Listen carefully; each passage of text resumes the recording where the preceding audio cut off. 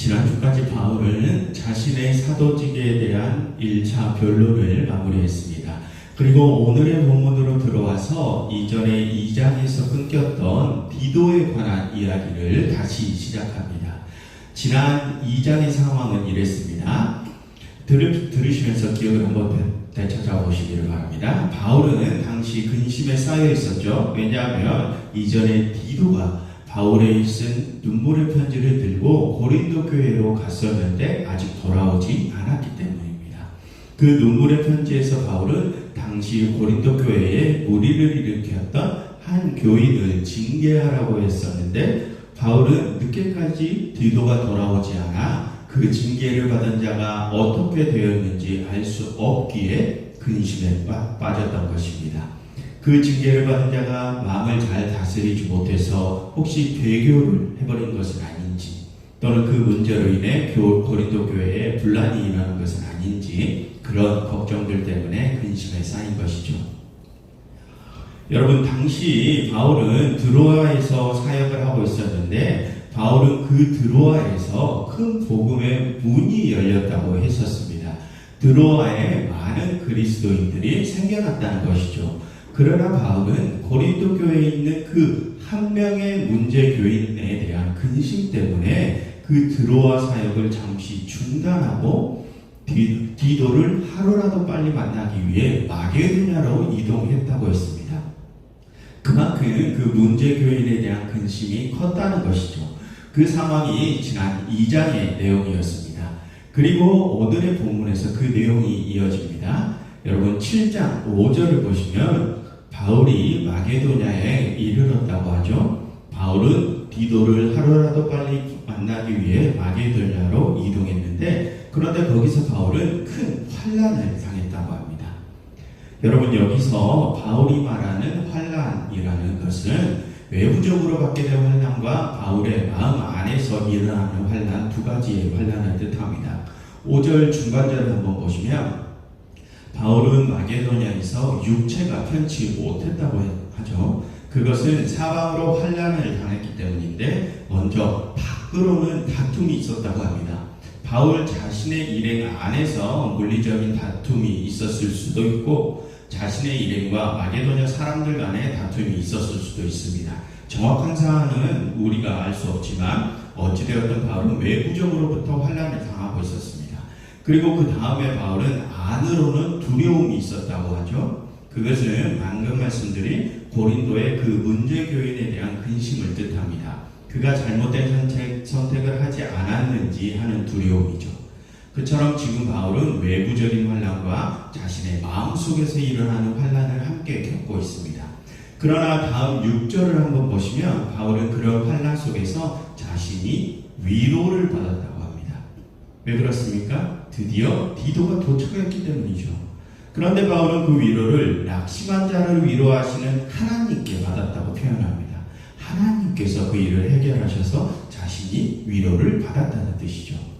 그럼 바울은 하나님께 어떤 위로들을 받았느냐? 다음 7절에 나오는 세 가지의 위로를 받았습니다. 먼저는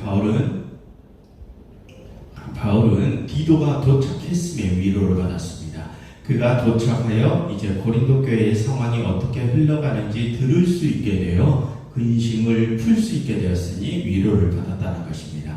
그리고 다음을 보시면 오직 디도가 너희에게 받은 그 위로로 바울 자신이 다시 위로를 받았다고 합니다. 무슨 뜻일까요? 디도는 바울의 편지를 들고 가서 그 문제자를 징계해야 하는 미션을 받았죠. 그래서 그는 그 문제자를 징계했습니다. 그런데 그 징계를 통해서 일이 잘 풀렸나 봅니다. 여러분 다음 주에 살펴본 내용이지만 8절 9절을 먼저 화면에서 보시면 거기서 바울은 고린도 교회의 그 문제자가 회개에 이르게 되었음을 말합니다. 그래서 고린도 교회의 분위기가 다시 좋아졌나 봅니다. 그러니 고린도 교회의 좋아진 분위기를 보고 디도도 흡족했나 봅니다. 그 상황을 지금 바울은 디도가 너희에게 받은 위로라고 표현하는 것입니다.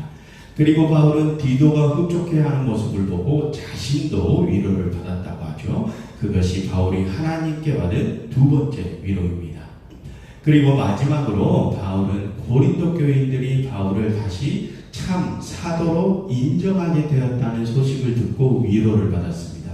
여러분 7절 하반절을 보시면 바울은 디도가 너희의 사모함과 애통함과 나를 위하여 열심히 있는 것을 자신에게 보고했다고 하죠. 그것은 바울의 사도성을 의심하던 고린도 교인들이 바울이 디도 편에 보낸 눈물의 편지를 받고서 바울의 사도성에 대한 의심을 풀고 다시 바울을 사모하게 되었음을 뜻합니다.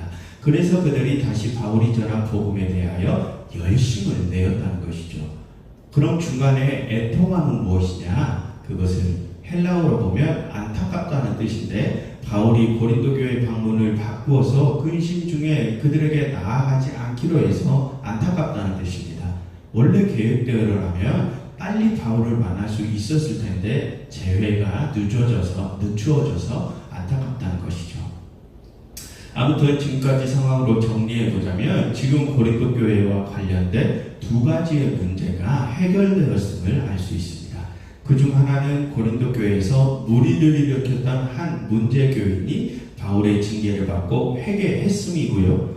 다른 하나는 거짓 사도들의 현혹에 넘어가 바울의 사도성을 의심하던 고린도 교인들이 그 의심을 풀고 다시 바울이 전한 복음에 열정을 품게 되었다는 것입니다.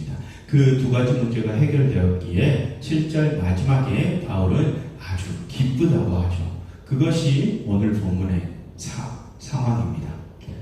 그런데 여러분, 여기서 우리가 관심을 기울일 것은 바울은 그렇게 고린도 교회의 문제가 해결되는 과정에서도 그 문제가 해결된 공을 하나님께 돌린다는 것입니다. 여러분 아까 6절에서 바울은 지금 이렇게 상황이 잘 풀린 것이 근심하는 자를 위로하시는 하나님께서 자신을 위로하신 것이라고 말하지 않았습니까? 바울은 하나님께서 그 일을 해결하셨다고 합니다. 그런데 여러분 현실적으로 보면 지금 고린도 교회의 문제가 잘 해결된 것의 직접적인 원인이 무엇입니까? 바울이 그들에게 눈물의 편지를 썼기 때문입니다. 그래서 고린도 교인들이 바울의 진실한 마음을 전해 듣고 자신들의 마음을 돌린 것이죠. 그런데 바울은 자신의 공은 내세우지 않습니다. 반면 그는 하나님께서 그 문제를 잘 해결해 주신 것에 그저 기쁘다고만 하죠. 여러분 여기서 우리가 생각할 수 있는 것은 바울은 그동안 자신이 그 문제를 해결하기 위해서 자신이 어떤 노력을 기울였고 또 그 문제에 얼마큼 관심을 쏟았는지에는 관심이 없다는 것을 알 수 있습니다.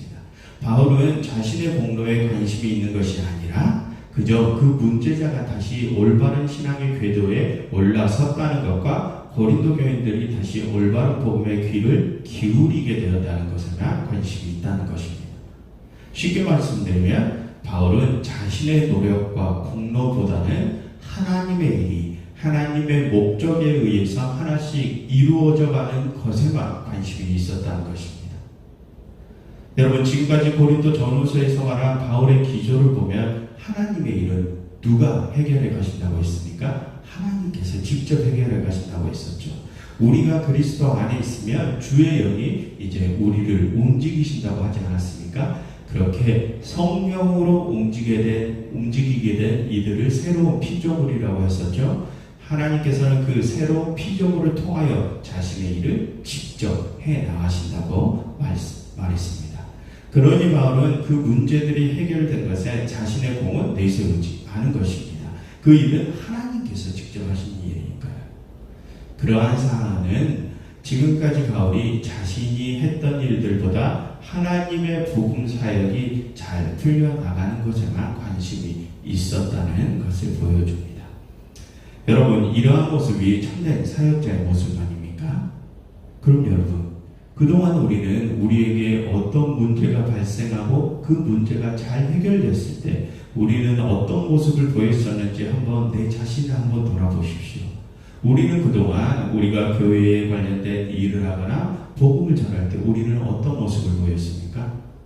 예를 들어서 어떤 교회가 양적으로 성장하고 대형화되었을 때 우리는 보통 그 교회가 부흥했다 그런 표현을 쓰죠.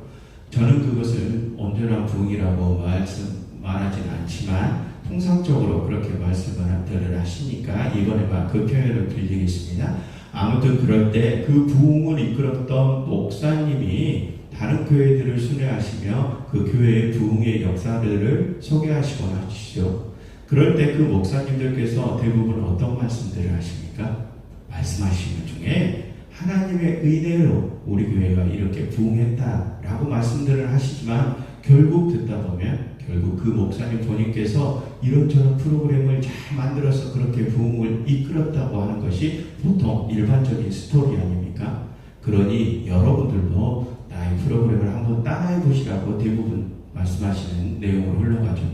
그런데 여러분 만약 그런 부흥을 일으켰던 주인공이 정말로 하나님이시라면 그 부흥이 일어나는데 그 프로그램이 중요한 역할을 한 것입니까? 아니면 하나님의 역사하심이 핵심 요소였습니까? 하나님의 역사하심이 그 부흥을 이끈 핵심 요소였지 않습니까? 그런데 왜 우리는 사람이 만든 그 프로그램을 내세울 거예요? 결국 그런 부흥의 역사에 내가 만든 어떤 프로그램을 내세우는 것은 나의 공로를 내세우는 것 아닙니까? 그리고 여러분 우리 개인들에게도 그런 비슷한 모습이 있지 않았습니까? 우리 개개인들이 주님의 일을 할 때 어떤 문제가 하나 생겼다 그게 잘 풀렸다고 하면 우리는 그때 어떤 이야기를 합니까? 먼저는 하나님의 은혜로 문제가 잘 해결되었다라고 하지만 결국 그 문제를 해결하기 위해 내가 어떤 해결책을 제시했는지 그것을 우리는 입 밖으로 꼭 꺼내지 않습니까?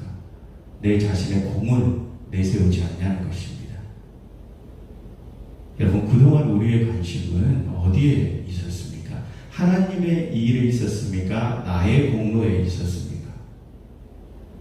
여러분 오늘 바울은 그동안의 자신의 노력과 공로에는 전혀 관심이 없었습니다.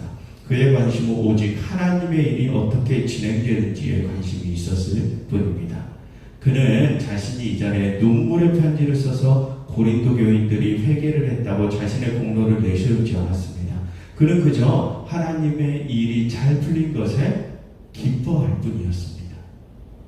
여러분 우리가 주의 일을 할 때 어떤 문제가 잘 풀려나가면 그 모든 공을 그저 하나님께 돌리고 하나님의 일이 잘 해결되어 나가는 그 과정만을 바라보면서 그 자체로 그냥 기뻐할 수는 없습니까?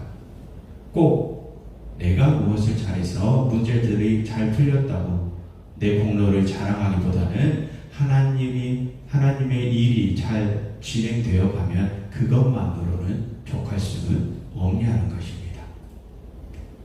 여러분 우리는 그동안 하나님의 일이 온전히 진행되어 나가는 것에 관심이 있는 자들이었습니까? 아니면 내 자신이 어떠한 능력을 가진 자였음을 나타내는 것에 관심이 있는 자였습니까?